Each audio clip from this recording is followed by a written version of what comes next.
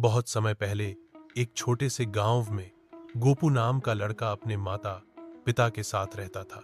गोपू बहुत होशियार और दयालु था। उसके पिता एक किसान थे और हर साल आम के मौसम में अपने बाग से आम बेचते थे। एक साल गांव में भयंकर सूखा पड़ा।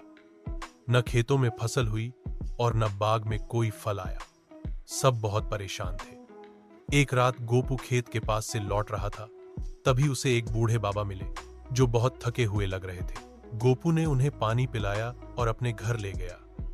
बाबा ने खाना खाया और बोले, बेटा, तू बहुत नेक दिल है। मैं तुझे एक वरदान देता हूं। ये बीज ले जा और अपने बाग में इसे रोप दे। ये कोई साधारण आम का बीज नहीं है, ये है जादुई आम का बीज। गोपू ने धन्यवाद कहा और अगली सुबह उस बीज को अपने बाग के बीचों बीच लगा दिया। अगले ही दिन आश्चर्यजनक रूप से वहां एक छोटा पौधा उगाया।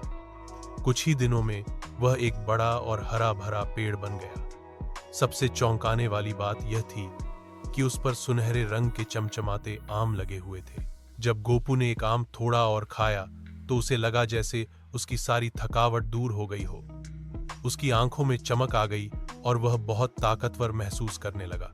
गोपू ने यह बात अपने माता पिता को बताई और उन्होंने निर्णय लिया कि इस आम को केवल जरूरतमंदों को दिया जाएगा।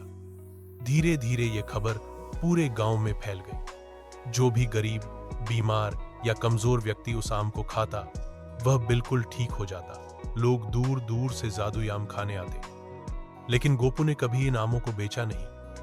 वह कहता, यह भगवान का तोहफा है, इसे बेचकर मैं धनवान नहीं बनना चाहता। अगर मैं दूसरों की मदद करूं, वही असली दौलत है। एक दिन एक लालची जमींदार आया और बोला, मुझे ये पूरा पेड़ चाहिए। मैं तुम्हें इसके बदले ढेर सारा सोना दूंगा। गोपू ने विनम्रता से मना कर दिया। जमींदार ने रात में पेड़ काटने की योजना बनाई, लेकिन जैसे ही उसने कुल्हाड़ी मारी, तेज रोशनी हुई और वह बेहोश होकर गिर पड़ा। सुबह जब वह उठा तो उसे महसूस हुआ कि लालच बुरी चीज है। उस दिन के बाद से जमींदार ने भी लालच छोड़ दिया और गांव वालों की मदद करने लगा।